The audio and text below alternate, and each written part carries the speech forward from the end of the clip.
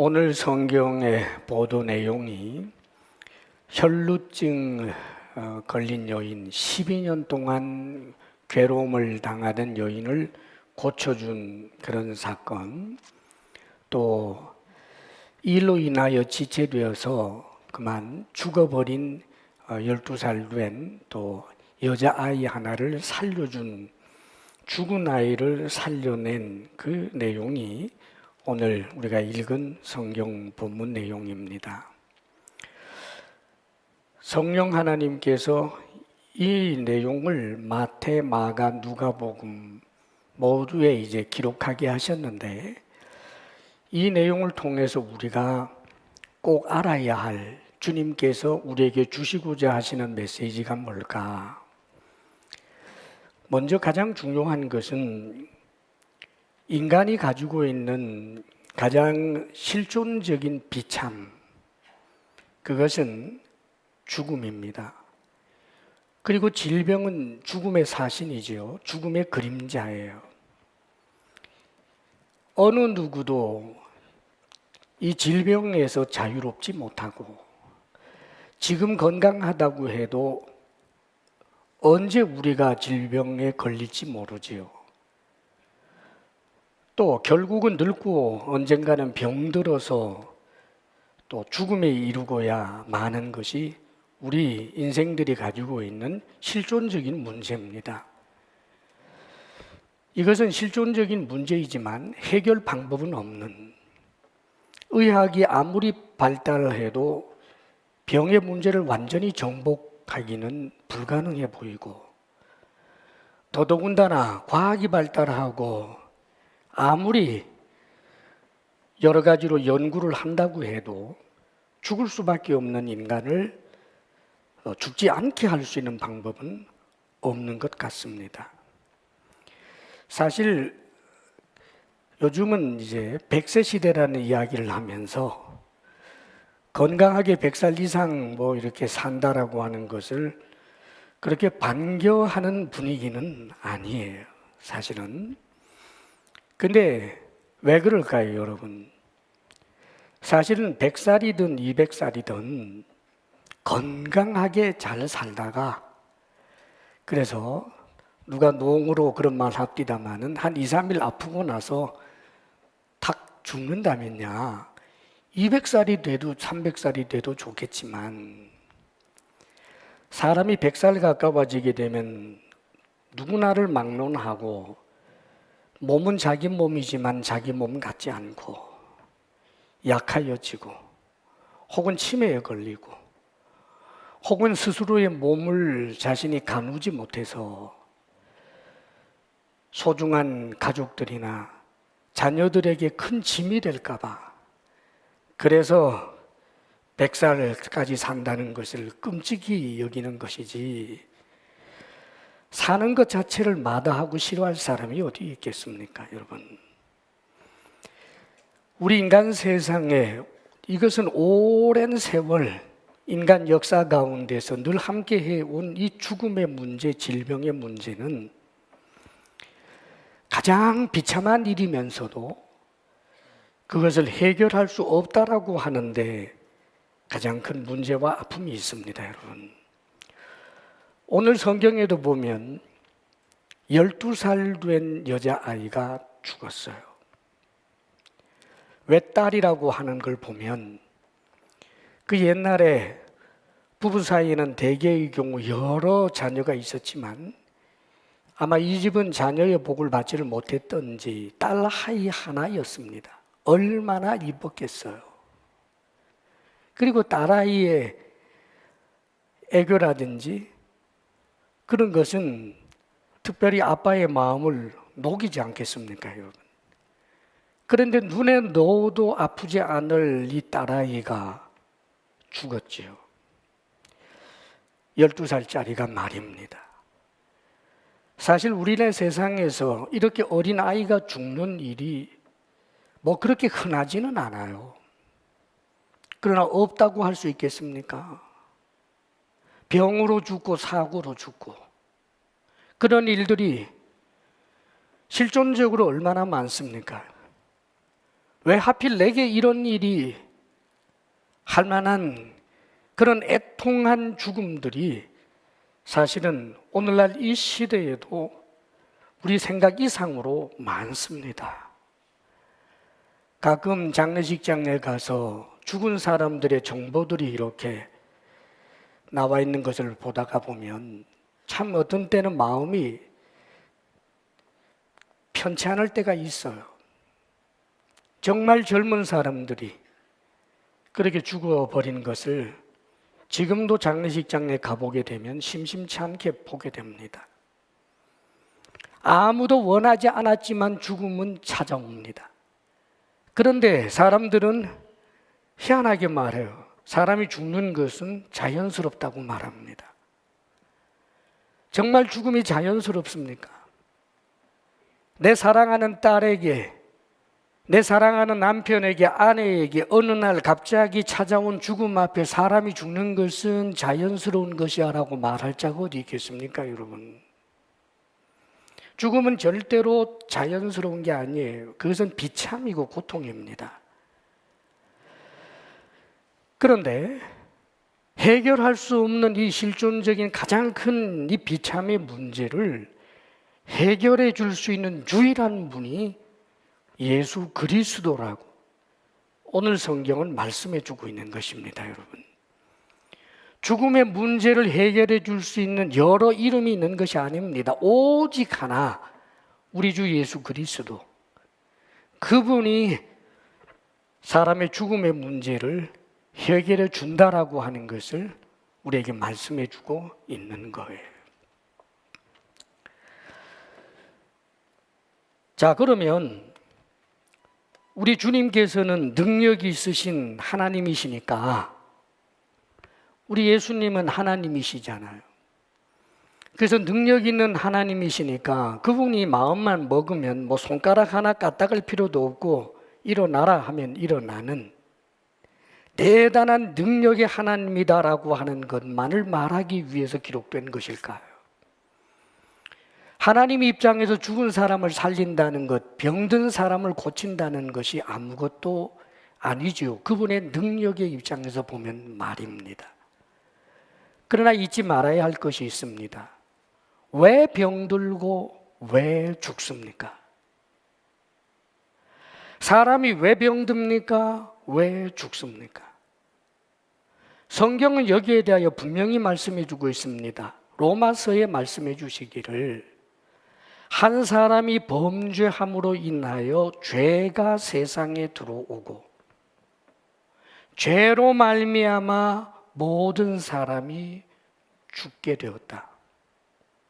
이러므로 모든 사람이 죄를 범하였으므로 모든 사람 위에 사망이 이르렀느니라.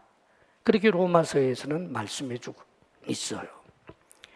사람이 죽는다는 것, 또 질병은 사실은 죽음의 사신이에요. 죽음의 그림자입니다. 죽음을 늘 먼저 보여주는 사신이에요. 그렇기 때문에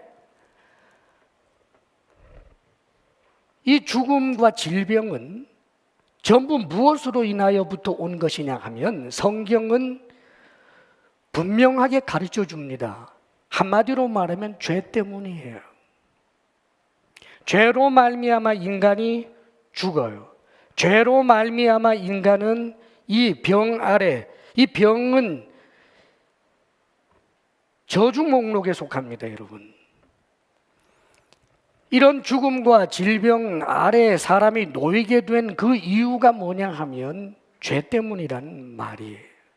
자, 그렇다면 여러분, 하나님 앞에 범죄함으로 하나님의 저주로 그 죄에 대한 책벌로 인해서 죽음이 있고 질병이 있다면, 그렇다면 하나님은 당신 마음대로 죽은 사람 그냥 살리고 병든 사람 그냥 고칠 수 있는 능력의 하나님이니까 그렇게 쉽게 할 수 있는 분일까?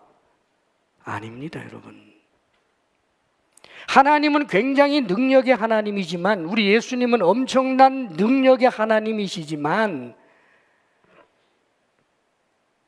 이 혈루병 든 여인을 고치고 죽은 자를 살리기 위해서는 주님께서 지불해야 될 대가가 있어요.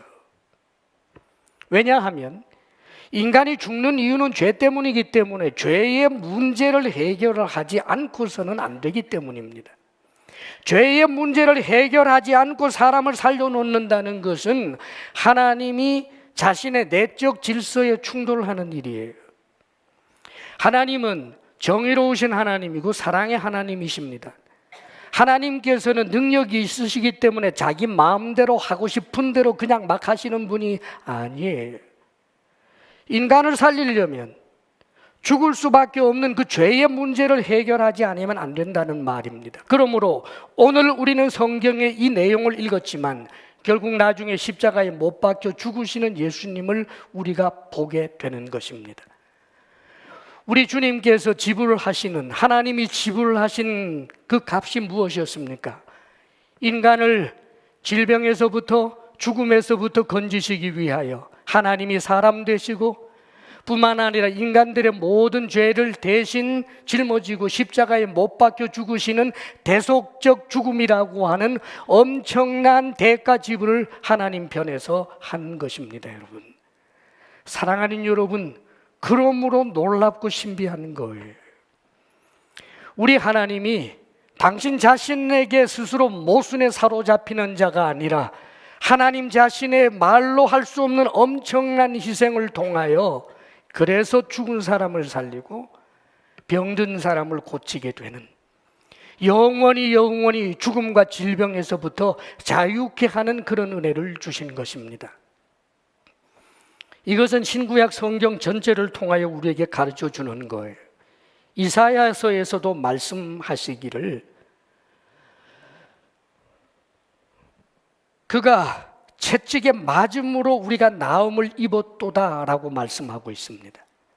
사랑하는 여러분, 주님께서 십자가에 못 박혀 죽으심으로 말미암아 질병에서부터 그리고 죽음에서부터 우리가 자유케 된 은혜가 주어졌다는 것을 우리에게 말씀합니다. 이것이 복음의 가장 핵심이에요.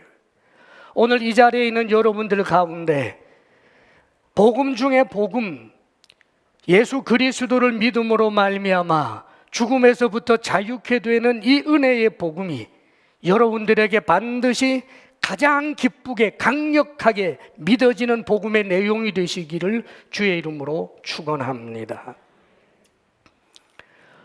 오늘 말씀 가운데 보면 우리 예수님께서 회당장의 딸을 살려내는 그 과정 가운데 우리 예수님이 애통해하며 울고 있는 사람들을 향해서 울지 말라, 죽은 것이 아니라 잔다, 이렇게 말씀하시는 본문을 보게 됩니다. 왜 예수님이 이런 말씀을 하셨을까?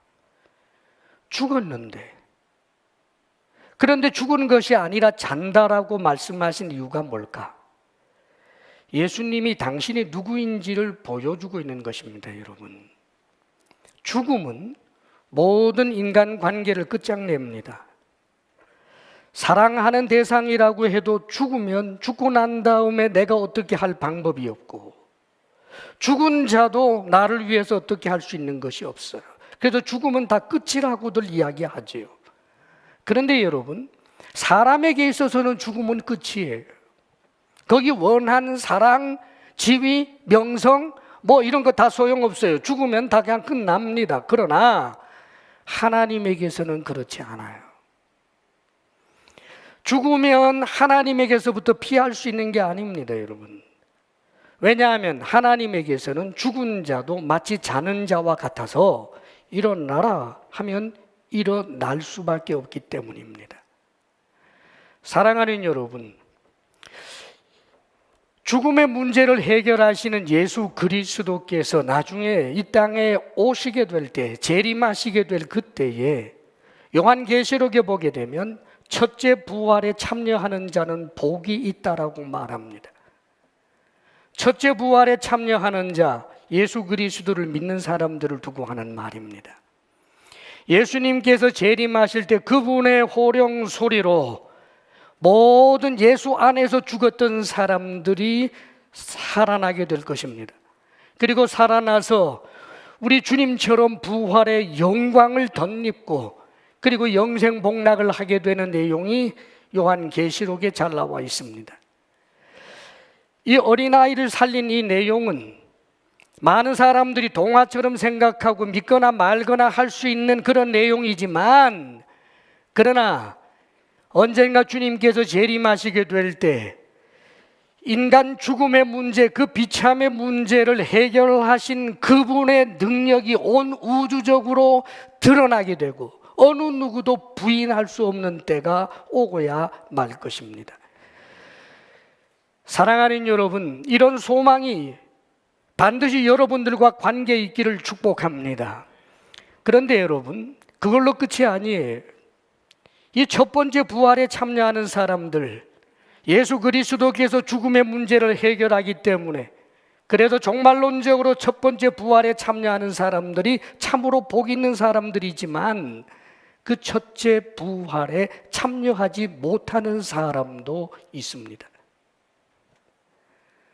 그것은 요한계시록에 소위 말씀하시는 백보자 심판이라고 하는 마지막 하나님의 심판 앞에서 이 세상에 존재했던 모든 인간들이 다 살아나게 되는 일이 있게 됩니다.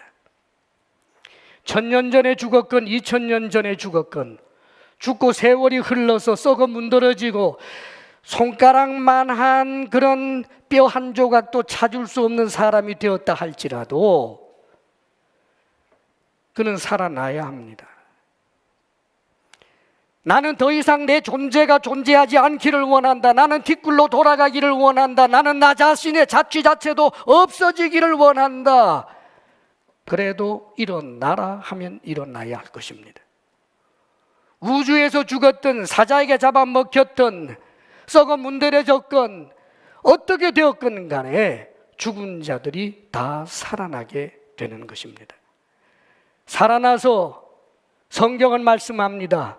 다시 살아난 그들이 지옥 형벌을 받게 될 것을 말씀합니다. 우리 예수님께서 끔찍한 말씀을 하시지요. 죄 짓지 말아라. 절대로 지옥 가지 말아라. 저 지옥의 불에는 구더기도 타 죽지 않는다. 이 무슨 끔찍한 말입니까? 구더기 몸이 있어요. 고통을 느껴요. 그런데 지옥불에서 죽으려고 해도 죽지 않는, 다 없어지려고 해도 다 없어지지 아니하는, 내가 다시 살아났는데 지옥불에 던져졌는데 고통스러운데 이 존재 자체가 없어지면 좋겠는데, 소멸됐으면 좋겠는데 여전히 살아서 고통당하는 것, 이것을 지옥이라고 이야기합니다. 사랑하는 여러분, 그래서 주님께서 오시는 거예요. 인간들이 가지고 있는 이 실존적 비참이라고 하는 것은 단순한 죽음의 문제가 아니기 때문에, 한 번 죽는 것은 사람에게 정한 것이요 그 후에는 심판이 있으리니 성경은 엄중하게 그 말씀을 하기 때문에, 그래서 하나님이 사람 되시기까지 하시고 죄인 되셔서 십자가에 못 박혀 죽기까지 하며 대가를 지불하고, 그리고 우리로 하여금 영원한 지옥이 아니라 부활의 영광에 참여하기를 원해서, 그래서 주님이 오셨고, 그래서 성경을 주셨고, 그래서 오늘 또 우리가 하나님을 예배하는 것이고, 사랑하는 여러분, 우리가 믿는 신앙의 궁극은 우리가 죽고 난 다음에 부분적으로 알게 되겠지만 예수 그리스도께서 오시게는 되는 그때에는 온 우주적으로 부인할 자가 없을 것입니다.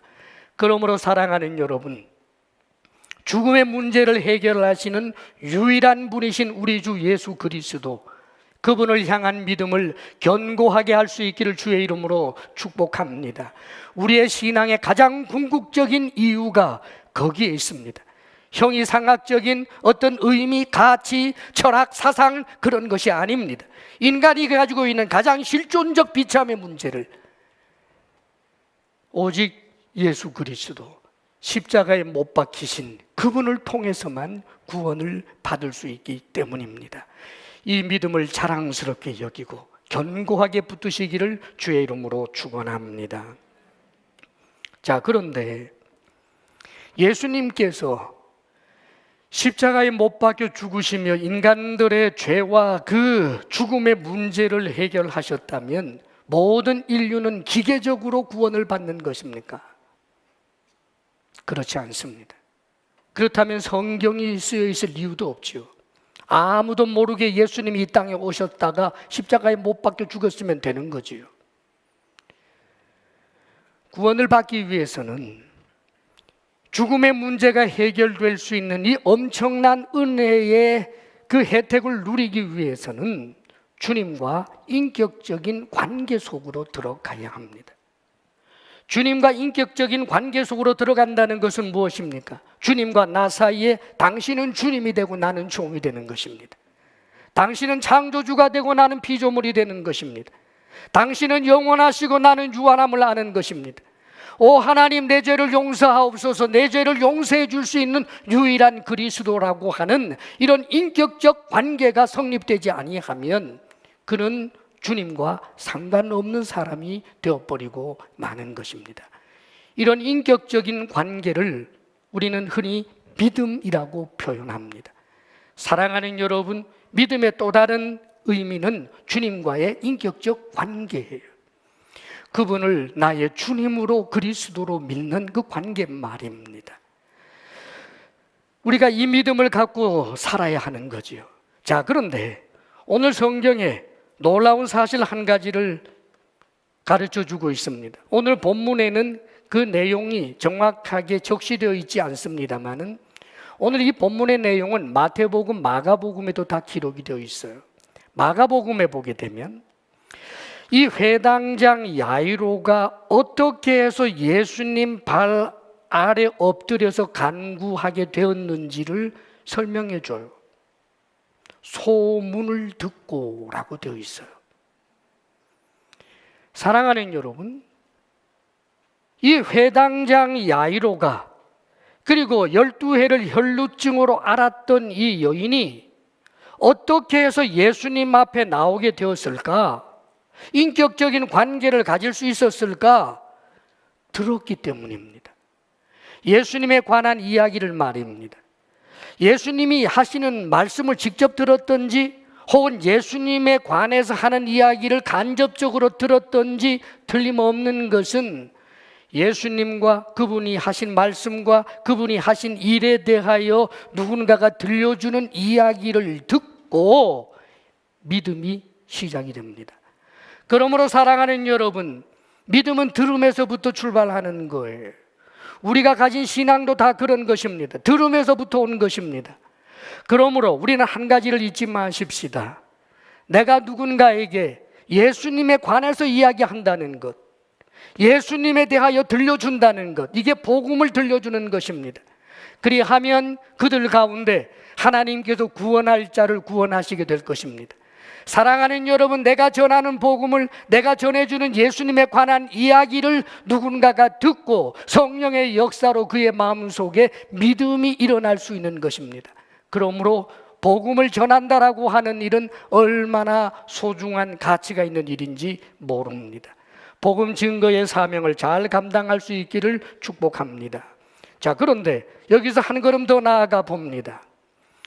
회당장 야이로가 예수님에 관한 소문을 들었어요. 혹은 예수님께서 하시는 말씀을 직접 들었을 수도 있겠습니다. 그런데 듣고 난 다음에, 예수님에 관한 이야기를 듣고 난 다음에 이 회당장 야이로가 주님 앞에 나와서 자신의 딸 아이를 고쳐달라고 간구하는 일이 없었다면 어떤 일이 일어났을 것 같습니까? 성경은 명백하게 가르쳐 줍니다. 이 회당장 야이로가 예수님에 관한 이야기를 듣고 희망이 생겼겠지요. 아, 예수 그분은 병을 고치시는 분이구나. 저분은 하나님의 아들일지도 몰라. 그런데 거기서 멈추지 않고 주님 앞에 나왔다는 말입니다. 주님 앞에 나와서 예수의 발 아래 엎드려서 자기 집에 오시기를 간구합니다. 왜냐하면 자신의 딸이 지금 병들어서 중병 걸려서 죽어가고 있으니까. 그래서 예수님 발 앞에 와서 간구했다는 말입니다. 여러분, 사랑하는 여러분, 믿음과 간구는 절대 분리되지 못합니다. 믿음과 기도는 분리되지 못합니다. 왜냐하면 믿음은 인격적 관계이기 때문입니다. 그분은 능력의 하나님이라면 연약한 내가 살아가기 위하여 오 하나님 나를 도우소서라고 하는 간구가 없다면 그게 어찌 주님을 주님으로 믿는 것입니까? 그러므로 잊지 마십시오, 여러분.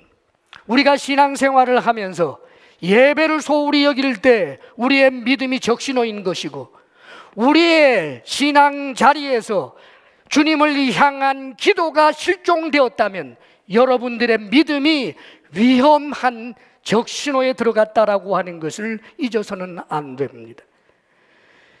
사랑하는 여러분, 자신의 믿음이 지금 적신호 불이 켜졌는데 위험했는데도 불구하고 고칠 생각을 하지 아니할 때 사실은 얼마나 끔찍하고 무서운 일이 일어나게 될는지 모릅니다. 여기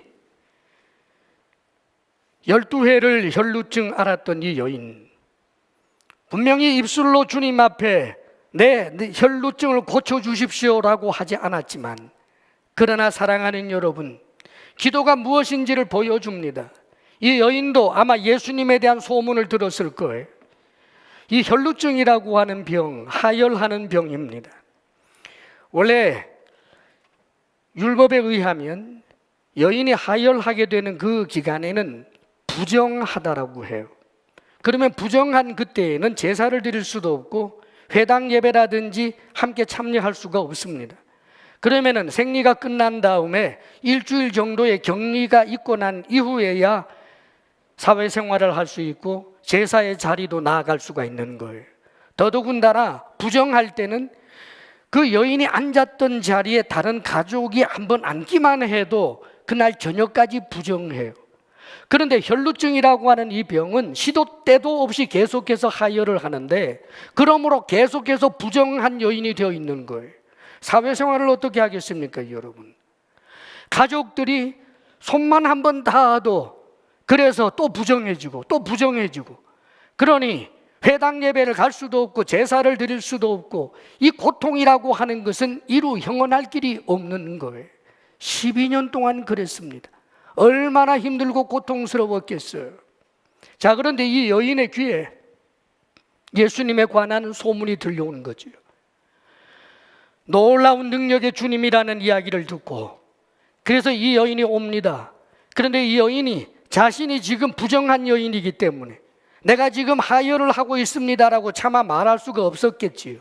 그래서 이 무리들 속에 함께 있는 것이 이미 법을 어기는 것이었겠지만, 그래도 병을 고쳐야 되겠다라고 하는 그런 일념을 가지고 예수님의 옷자락 끝만 만져도 내가 나을 수 있다라고 하는 그 믿음이 일어났기에, 오 주여 나를 불쌍히 여기소서, 오 예수여 나를 불쌍히 여기소서, 그런 전심의 마음을 가지고 예수님의 옷자락을 잡지 않았겠습니까, 여러분?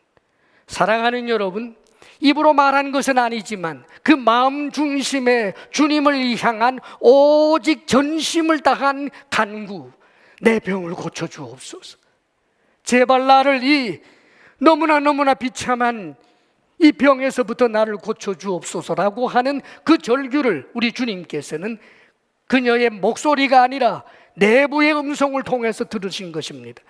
그러므로 사랑하는 여러분, 이 여인도 그렇고 야이로라고 하는 회당장도 그렇고, 그들이 믿음이 결국은 주님 앞에 나와 기도함으로 이런 문제들이 해결되었다라고 하는 사실을 우리에게 가르쳐주고 있는 것입니다.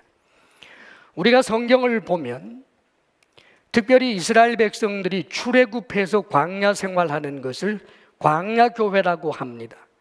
그래서 유비적으로 우리가 지금 신앙생활하는 것과 좀 비교해서 영적인 여러 가지 교훈을 얻게 되는데, 좀 반면 교사로 얻을 점이 많아요. 여러분, 그 1세대 광야교회 성도들이 실패했던 것 우리가 잘 알죠. 그 원인이 뭘까요? 그들의 광야 생활에는, 다시 말하면 오늘날 예수 믿고 이 땅에서 살아야 한다라고 하는 심각한 현실적인 삶의 자리에는 항상 필요가 있어요. 빈핍이 있고 고통이 있고 어려움이 있다는 말입니다. 예수 믿고 난 다음부터는 이 현실적인 문제하고는 상관없이 하늘에 둥둥 떠서 사는 게 아닙니다. 일해야만 벌어먹고 살고 이 세상 사람들이 당하는 고통도 함께 겪어야 되는 거예요. 그런데 광야교회 그 성도들을 봅니다. 배고플 때 기도해야 하는데 기도를 택하지 않아요. 목마르면 하나님 물 주시옵소서, 목이 말라요, 불쌍히 여기소서, 오 하나님 불쌍히 여기소서, 기도해야 하는데 기도하지 않아요. 기도를 선택하지 않습니다. 무엇을 선택하나요? 원망을 선택합니다. 대적자가 나타나면 하나님 도와주시고 우리를 보호해 주십시오 하면 좋겠는데 그들은 원망을 선택합니다. 사랑하는 여러분, 그러나 모세를 생각해 보십시오. 똑같이 목마르고 똑같이 배고프고 똑같이 대적을 만났을 때 모세가 선택한 것은 원망이 아니라 하나님 앞에 기도하는 거죠. 기도하는 모세를 통하여 하나님께서는 그들이 가진 문제를 해결해 주신 것을 보게 됩니다. 기도를 한다라고 하는 것은 내가 가진 믿음이 참 믿음이다라고 하는 것을 계속하여 정신으로 보여주고 있는 거예요. 그렇기 때문에 쉬지 말고 기도하라라고 말씀하는 것입니다. 기도에 대하여 강조해 주는 내용들이 얼마나 많습니까, 여러분? 성경에 보면 참 괜찮아 보이는 사람이 있어요. 아사라고 하는 왕입니다. 역대하 14장 이하에 보게 되면 이 아사라고 하는 사람에 대한 이야기가 잘 묘사되어 있는데 굉장한 기도의 사람이고 믿음의 사람입니다. 이 아사왕 시절에 구스 대군 100만 대군이 쳐들어온 적이 있어요. 그럴 때 아사는 굉장히 믿음이 좋은 사람이었습니다. 왜요? 그는 기도하는 사람이었으니까요. 믿음이 좋은 아사가 하나님 앞에 어떻게 기도했는지 그 내용이 나와 있습니다. 아사가 그의 하나님 여호와께 부르짖어 이르되, 아사가 그의 하나님 여호와께 부르짖어 이르되. 사랑하는 여러분, 우리에게 기록될 어떤 성경이 있다면 이런 표현이 있으면 얼마나 좋겠어요. 그의 하나님 여호와께 부르짖어 이르되, 정도가 정도의 하나님께 부르짖어 이르되. 아사가 그랬어요. 그의 하나님 여호와께 부르짖어 이르되, 여호와여, 힘이 강한 자와 약한 자 사이에는 주밖에 도와줄 리가 없사오니 우리 하나님 여호와여, 우리를 도우소서. 그래서 구스 100만 대군을 무찌르는 그 영웅적인 내용이 나옵니다. 믿음이 좋은 아사와 기도하는 아사는 절대로 분리되지 않았어요, 여러분. 일이 있고 난 다음에 하나님께서 아사에게 은혜를 주셔서 30년 세월을 정말 평화의 세월을 보내게 해주셨습니다. 자, 그런데 여러분, 이 평화의 시대에 믿음이 더 좋아졌으면 좋겠는데 믿음이 약해졌습니다. 믿음이 약해진 이유가 뭘까요? 어느 순간부터 기도는 없어졌기 때문입니다. 하나님께서 한번 흔들어 주셨지요. 정신 차리라고. 아사는 남왕국 유다 왕의 왕이에요. 그런데 저 북왕국 이스라엘이 아람 나라하고 서로 동맹을 맺고 쳐들어온다는 거지요. 그리고는 요새를 만들어 놓았어요. 국경 근처에. 그랬더니 전날 아사 같았으면 하나님 앞에 기도했을 것입니다. 강한 자와 약한 자 사이에서 도우실 분은 주님밖에 없습니다. 우리를 도우소서. 이랬더라면 얼마나 좋았겠어요. 그런데 그는 기도를 선택하지 않아요. 자신의 책략, 자신의 경륜, 자신의 지혜에 의지합니다. 그래서 외교적으로 해결하지요. 사랑하는 여러분, 외교적으로 해결한다는 것이 나쁜 것 아니지요. 기도하면서 한다면 말입니다. 그런데 기도는 아예 하지 않고 자신에게 있는 여러 가지 여호와의 궁전에 있는 그런 돈들 바리바리 싸서 저 아람 나라에 주면서 그래서 아람 나라가 그 돈 받고 북왕국 이스라엘의 몇몇 도시를 습격하는 바람에, 그래서 북왕국 이스라엘이 만들어 놓았던 요새를 그냥 내버려 두고 철수하는 일이 있었습니다. 그럴 때 아사가 얼마나 신나 있는지 아세요? 나는 외교의 귀재다. 나는 지혜롭도다. 이 문제를 내가 해결했도다. 그렇게 우쭐거리고 있는데 하나님의 사람이 와서 칭찬하는 것이 아니라 책망을 합니다. 왕이여, 당신이 망령되이 행하였습니다. 당신이 하나님 앞에 기도하지 아니하고 하나님을 의지하지 않았기 때문에 아람의 군대가 왕의 손에서 벗어났습니다. 만일 하나님을 의지했다면 저 아람과 이스라엘 연합군이 쳐들어왔다고 할지라도 오히려 아람의 그 군대를 격파하는 엄청난 일을 하나님께서 예비해 두셨던 것입니다. 그런데 이런 말을 들으면서 아사가 내가 잘못했습니다라고 한 것이 아니라, 그런 하나님의 말씀을 전하는 선지자를 옥에 가두어 버리고, 그리고는 한 가지 못된 결심을 합니다. 절대 기도 안 해. 기도하면 뭐해? 절대 안 해. 사랑하는 여러분, 나중에 아사에 대하여 성경은 이렇게 한 줄을 말씀해 주고 있습니다. 아사가 왕이 된 지 39년에 그의 발이 병들어 매우 위독했으나 병이 있을 때에 그가 여호와께 구하지 아니하고 의원들에게 구하였더라. 의원에게 구하는 것이 잘못이란 말 아니에요. 우리는 병들면 의사도 찾아가고 하나님 앞에 기도도 하는 것입니다. 잘못 아닙니다, 여러분. 그런데 문제는 도대체 아사가 어떤 마음을 가지고 하나님 앞에 구하지 아니하였기에 여호와께 구하지 아니하고, 사랑하는 여러분, 기도하지 아니하는 아사, 믿음 없는 아사예요. 기도하지 아니하는 아사, 하나님과 상관없는 아사예요. 자신의 힘으로만 살겠다라고 하는, 하나님을 향한 독립선언이고 하나님을 향한 독립깃발이기 때문에 네 힘으로 네 마음껏 살아보아라. 사랑하는 여러분, 믿음은 필연적으로 주님과 인격적 관계를 맺게 되고, 그 인격적 관계 속에서 나의 연약함을 인정하여 하나님의 은혜를 구할 수밖에 없는 것입니다. 여러분, 사랑하는 여러분, 우리가 주님 앞에 기도함으로 우리의 삶의 현실적인 비참의 여러 가지 문제들을 하나님께서는 도와주시고 해결해 주시기를 원하시는 분이심을 잊지 말아야 합니다. 전날에 주님께서 말씀하셨습니다. 구하라, 그리하면 얻을 것이요. 찾으라, 그리하면 찾을 것이요. 문을 두드리라, 그리하면 너희에게 열릴 것이니. 그리고 또 강조합니다. 구하는 이마다 얻을 것이요. 찾는 이가 찾아낼 것이요. 문을 두드리는 이에게 열릴 것이니. 너희가 악한 자라도 너희 자녀가 떡을 달라고 할 때 돌을 집어줄 자가 어디 있고, 생선을 달라고 하는데 뱀을 집어줄 자가 어디 있느냐. 하물며 너희 아버지일까 보냐. 사랑하는 여러분, 우리는 이 세상 삶을 살면서 미래에 대하여 보장되어 있는 것 맞습니다.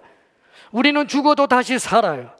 지금의 삶이 아무리 힘들고 어려워도 언젠가 우리에게 주어질 영원한 영광을 생각하게 되면 얼마나 기쁘고 좋은지 몰라요. 그래서 주님께서 우리에게 말씀하시기를 너희들에게는 미래가 보장되어 있으니까 병들었을 때 병든 채로 그냥 살아. 어려운 일이 있으면 어려운 채로 그냥 살아. 나중에 너희들에게 좋은 일이 있을 테니까 그저 뭐 지궁창에 뒹굴면 어떠니 그냥 살아. 이렇게 말씀하신 적이 한 번도 없습니다. 병든 자가 있느냐? 너희는 기도할 것이에요. 사랑하는 여러분, 날마다 나를 사랑하시는 창조주 하나님 앞에, 나를 위하여 당신의 아들을 주신 하나님 앞에, 나를 위하여 십자가에 못 박혀 죽으신 그리스도 앞에 날마다 기도하는 그 기도는 우리의 믿음이 살아있는 믿음이라고 하는 가장 확실한 증거라는 사실을 잊지 마시기를 주의 이름으로 축원합니다. 사랑하는 여러분, 멋진 말을 해서가 아닙니다. 오 주여 나를 긍휼히 여기소서. 하루에도 수십 번, 오 주여 나를 불쌍히 여기소서. 오 하나님 나를 도와주소서. 하나님 감사합니다. 하나님 너무너무 감사합니다. 왜 우리가 입을 열어 기도하지 못하겠습니까? 여러분의 믿음이 참 믿음 되도록 언제나 그 입을 열어 주를 찬양하며 기도하는 주의 사람들이 될 수 있기를 바랍니다. 우리가 기도해야 할 우리의 대상, 우리의 하나님, 우리의 주님이 도대체 어떤 분입니까? 오늘 말씀을 보게 되면 우리는 여기 아버지의 마음을 좀 헤아릴 수 있어요. 여기 회당장 야이로가 청년 예수님 발 앞에 엎드리기까지 하면서 우리 집에 와서 내 딸 고쳐 주십시오라고 한 그 심정 이해가 되십니까? 아빠 엄마들은 아마 이해될 거예요. 눈에 넣어도 아프지 않은 딸을 살리기 위해서라면 땅에 왜 엎드리지 못하겠는가? 제발 좀 내 딸아이 살려주십시오. 왜요? 엄마 아빠는 사랑하는 자녀들을 향한 사랑과 긍휼이 풍성하기 때문입니다. 사랑하는 여러분, 그런데 묻겠습니다. 여기 지금 부모님들 계시지만 자신의 자녀들을 사랑하는 일에 있어서 매일매일 결심해야 가능한가요?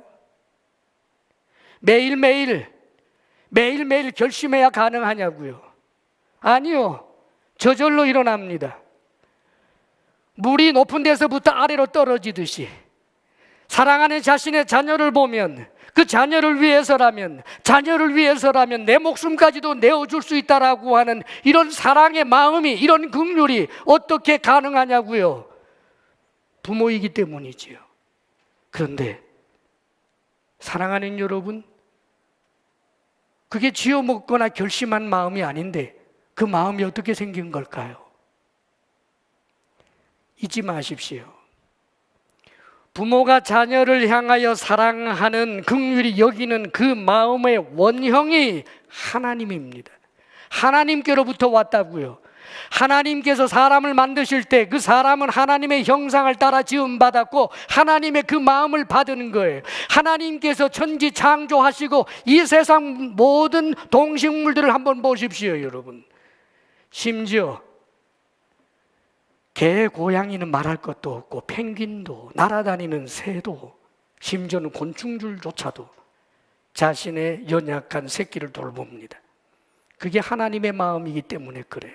하나님께서 약한 자를 돌보게 하시는 그런 사랑의 마음이 당신이 만든 이 피조세계, 지금 이 피조세계가 타락하여 왜곡되고 비틀렸다고 할지라도 하나님의 이 마음이 있는 것입니다. 그러므로 잊지 마십시오. 우리가 우리의 자녀를 사랑하는 이 마음의 원형이 하나님께 있다는 것을, 내가 내 자신을 사랑하는 것보다 하나님이 더 사랑하신다는 것을, 내가 나를 사랑하고 긍휼히 여기는 것보다 하나님이 나를 더 사랑하신다는 것을. 왜요? 하나님은 사랑이시니까. 사랑하는 여러분, 우리가 하나님께 기도한다는 것은 냉혹한 하나님, 냉정한 하나님, 주시지 않으려고 하는 하나님과 거래하고 씨름하는 것이 아닙니다. 우리에게 주시기를 원하시고 자신의 아들까지 주신 하나님께서 우리의 삶의 저주와 형편을 긍휼히 여기시며 돕기를 원하셔서 우리가 기도하기를 그렇게 원하시는 하나님이라는 사실을 잊지 마시기를 바랍니다. 그러므로 사랑하는 여러분, 우리가 기도할 수 있는데 절망할 이유가 없고, 우리 주님께서 우리를 사랑하고 계시는데 우리의 기도에 대하여 내가 원하는 것보다 더욱더 좋게, 가장 바르게, 가장 때에 맞게 적절하게 응답해 주신다는 사실을 믿고, 사랑하는 여러분, 여러분의 믿음이 믿음 되도록 기도의 사람으로 나아갈 수 있기를 바랍니다. 그리스찬의 특징은 기도입니다. 기도하는 하나님의 사람, 예배하는 하나님의 사람, 믿음 있는 사람으로 사시기를 주의 이름으로 축원합니다. 기도하겠습니다. 아버지 하나님, 죄로 말미암아 영원히 죽을 수밖에 없는 우리를 오 주여, 영원한 지옥 형벌 받을 수밖에 없는 우리를, 오직 예수 그리스도 그 이름만이 우리를 구원하심을 믿습니다. 어떤 경우에도 우리가 우리의 이 믿음을 부끄러워하지 않게 하시고, 세상이 조롱한다 할지라도 죽은 것이 아니라 잔다 하시는 그 능력의 주님을 의지하여 아버지 하나님, 주님을 더욱더 믿고 믿음으로 기도하는 우리들 되게 하여 주옵소서. 삶의 처지가 어렵고 힘들다 할지라도 하나님 앞에 더욱더 기도하는 기도의 사람으로 우리의 믿음이 견고케 하옵소서. 예수님 이름으로 기도하옵나이다. 아멘.